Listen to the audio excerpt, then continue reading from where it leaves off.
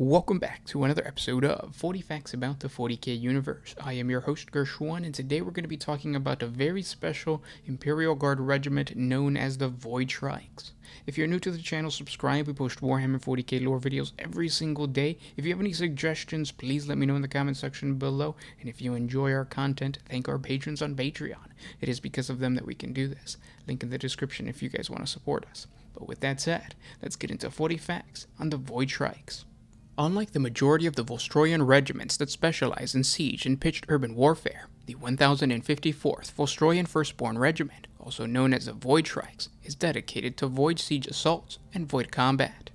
This expertise was forcibly shaped several millennia ago when the bureaucrats of the Departamental Munitorum selected the 1054th on the merits of their classification as a siege regiment for the siege of the fortified void station of the wayward Imperial System Lord Corsus Lynx, even though they only had ground siege warfare experience. As a result of overlooking this inherent difference between sieges in the cold depths of space and the grounded planetary assault, the 1054th suffered massive losses, both from the poor command decisions of officers that were inexperienced in void combat, and from equipment and weaponry that was ill-suited for the nature of the siege. Yet after months of protracted conflict, the Void Shrikes were victorious.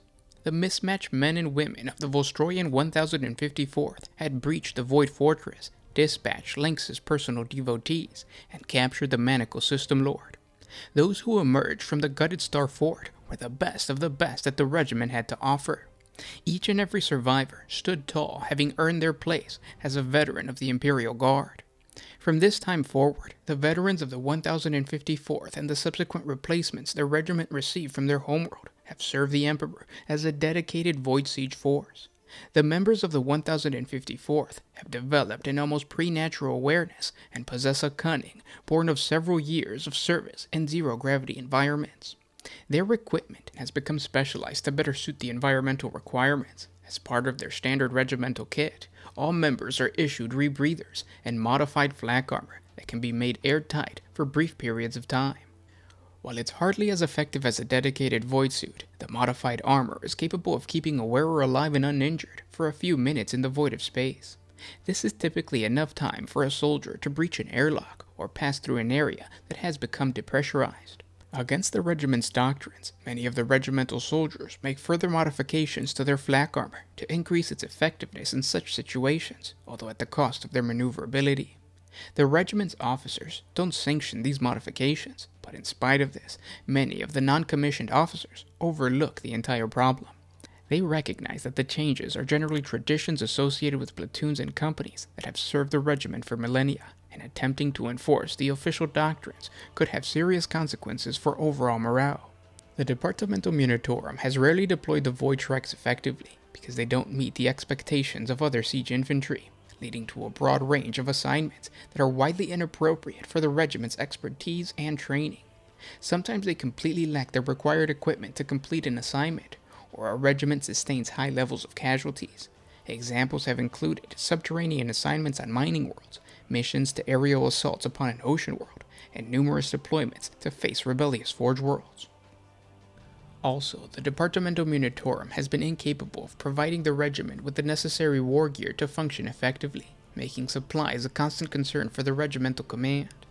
Supplies are more comparable to shipments made for Imperial Navy crews, needing numerous logistical waivers to be delivered through traditional channels. Consequently, the Void Shrikes attempt to rely upon direct shipments of supplies from their homeworld of Volstroya, even though these are infrequent.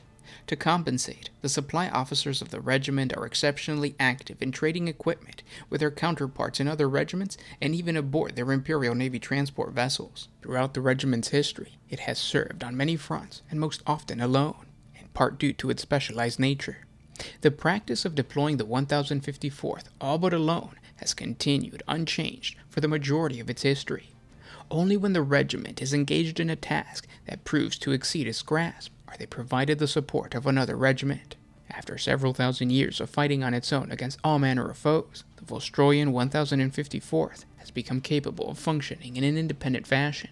Their service record is such an honor roll of glory, and their assignments so far-flung, that in recent centuries, the company commanders of the Void Shrikes have only rarely received their regiment's orders in person. communications were maintained through a network of astropaths, and it was only through the undeniable evidence of their success that the Void Shrikes were guaranteed to have received their orders at all. The independence has served as a further complication for resupply of equipment, provisions, and replacement of losses by newly trained soldiers from Vostroya. Often these replacements can take decades to reach their target regiment. In some instances, this is because the units were initially shipped to as many as 4 locations where the Void Shrikes had been assigned at the time of the shipment. By the time the soldiers or war gear finally arrived, the 1054th has already been reassigned. To make matters worse, the regiment's protocols dictate that newly trained troopers are supposed to report to the regimental command prior to duty assignment. With a various series of redirections, this has left some newly assigned soldiers to travel for years before finally reaching their designated post. In a few instances, due to severe losses, some long-standing companies within the 1054th had to be combined or entirely disbanded due to a successive series of missions with high levels of casualties. The last known whereabouts of the 1054th was in the Calixis sector, where they were assigned to assault the star fort of Lycurgos, which was under the control of the Severan Dominant.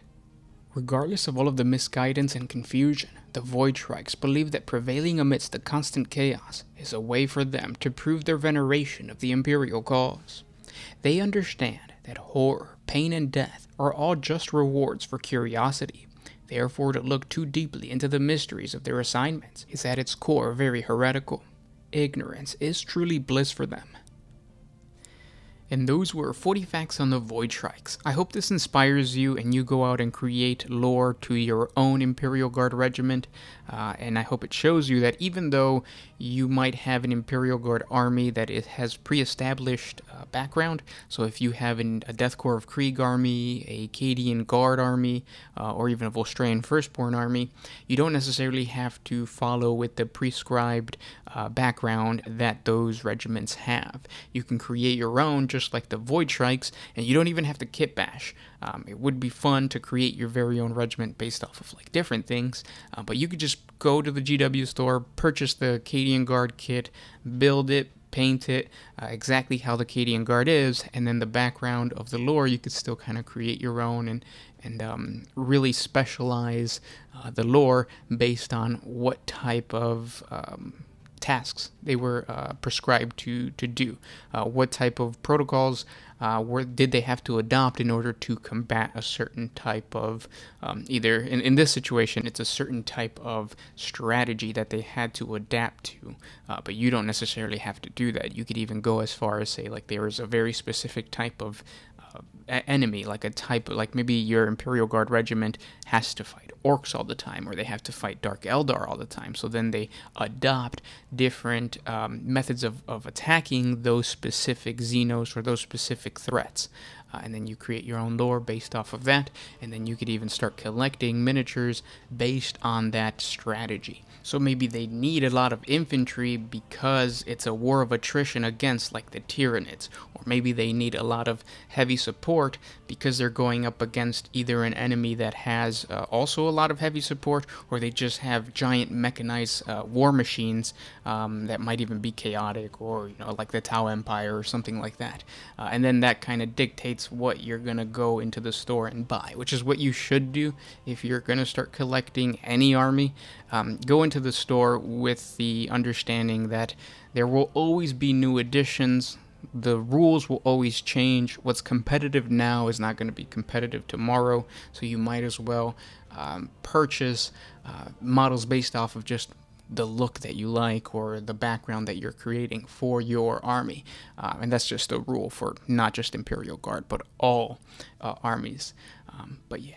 I hope you guys enjoyed this video. If you did, share it with your friends on Facebook, Twitter, Reddit, whatever social media you guys use. It helps out the channel when you do so. If you guys want to support us a little bit more, link in the description for our Patreon. It's just $1 a month. With that $1, we create more videos for you guys.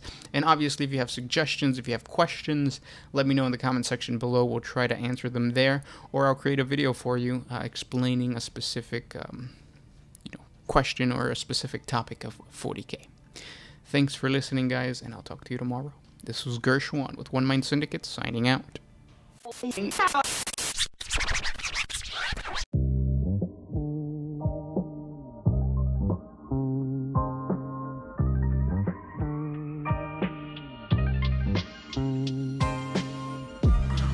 I refuse to put my freedom